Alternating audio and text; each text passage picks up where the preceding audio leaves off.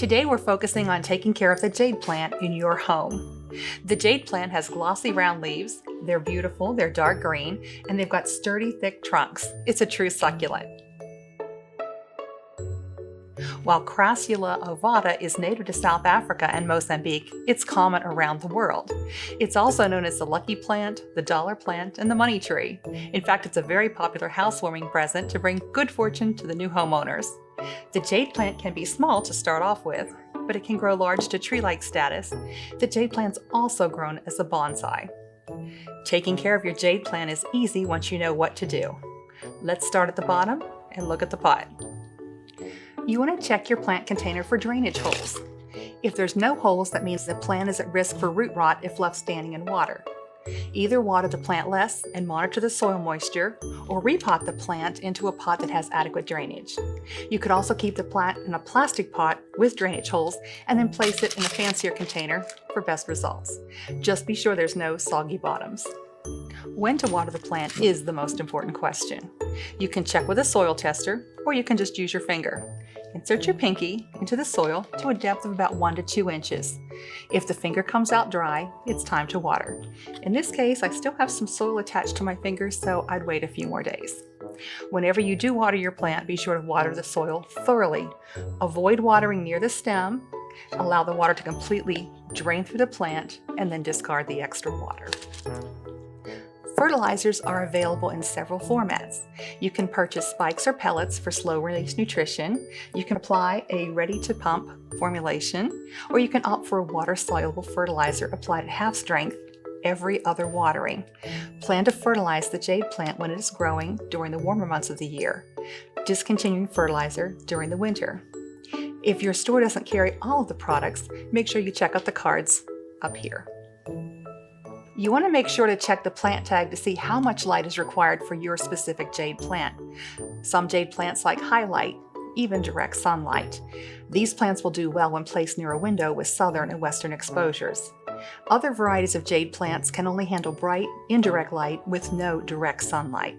Northern and eastern windows may provide enough light, but you may still need to shield the jade plant by using a sheer curtain. When in doubt, always follow the plant tag. No matter how much light your jade plant receives, insufficient light will cause the plant to literally reach for more light.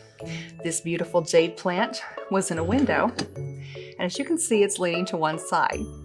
Someone did not rotate her plant, therefore it grew towards the light. The solution is either to move the plant closer to the light or add lamplight to meet the jade plant's needs. In this case, what I'm going to do is start rotating the plant, and eventually it will right itself. Now, while this plant did in fact get properly rotated, this plant was overwatered and frankly had too much light. It caused the leaves to fall off. As you can see, there's a lot of plant debris here.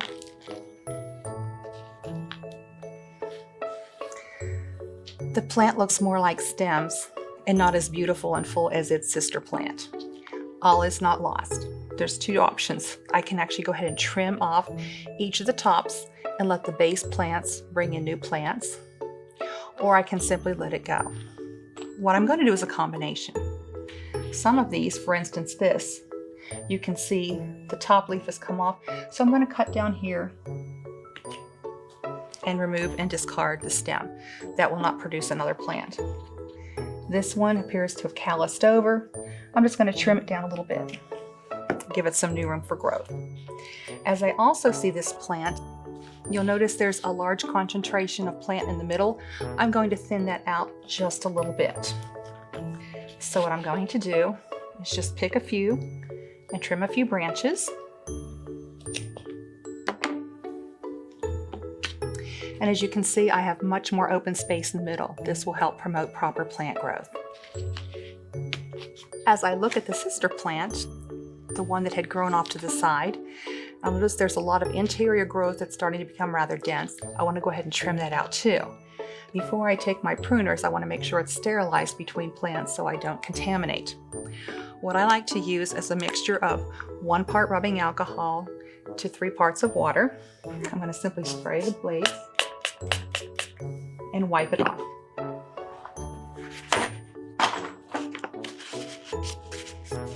I like to make sure each of my plants has a fresh start. So on this plant, I'm going to trim out some of the interior growth.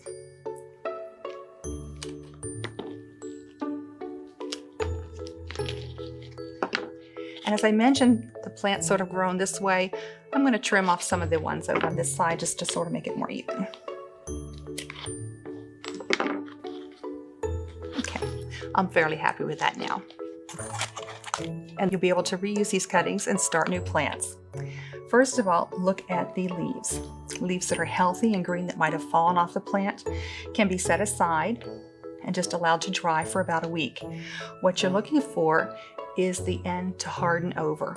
Once it's hardened over, it can be placed on top of soil and it will eventually start new roots and a new plant. Any leaves that are discolored or perhaps have dead parts on the end should be discarded because they will quickly rot. Let's look at these beautiful branches. I see these each have several leaves started, so what I'd like to do is get as many plants as possible. So again, sterilizing my pruners. I'm going to go ahead and cut away the stem, below a node, and I see I've got 2 here. I'm just going to trim that off. Trim that up.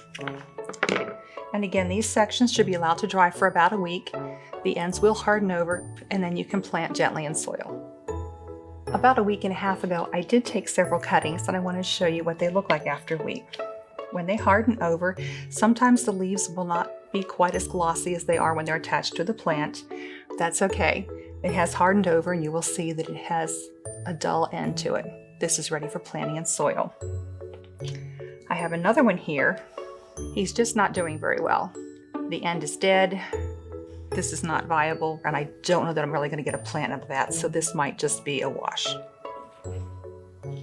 Again, another one. You can see the brown tip.